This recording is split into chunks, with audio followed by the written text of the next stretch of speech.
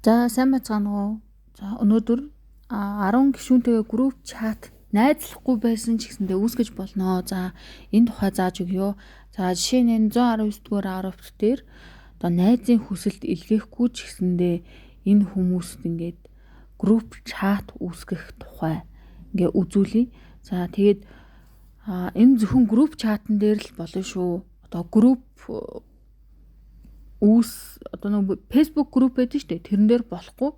За харин зөвхөн групп чат үүсгэхэд л энэ арга болно шүү.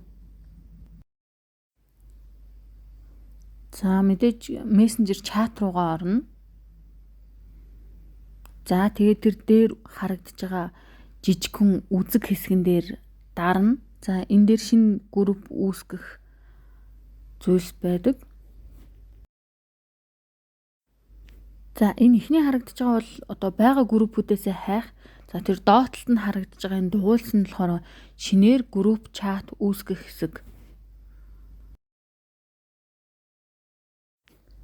За энэ рүүгээ ороод за search хэсэг дээр за групп чат үүсгэх тэр бүлгийнхаа хүмүүсийн нэрийг дээд хэсэгт бичнэ. За ингийн тулд Facebook нэрийг зөв харж бичих хэрэгтэй. За эдгээр нэрсийг болохоор одоо тэн дээр бичээд тэгээд нэмээд яваад байна гэсэн үг.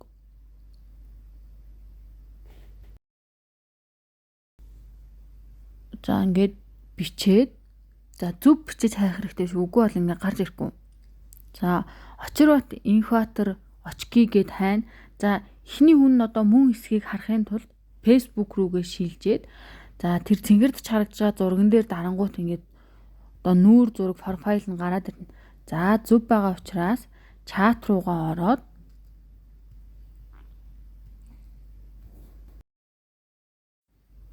за арын тэр сумыг одоо зөвлөн гэсэн үг идэвхжүүлнэ. За ингээд дарчангууд тэр доор нь ингээд X-тэй болоод гараад ирж байгаа.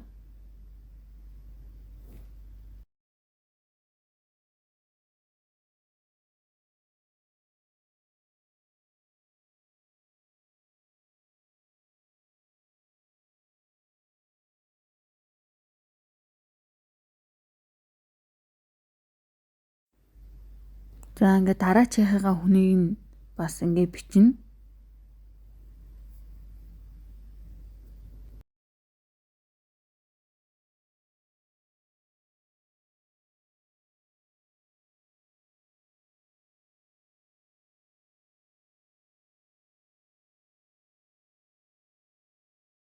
За ингээд зургийг хараад за ийм зурагтай хүн юм байна гин.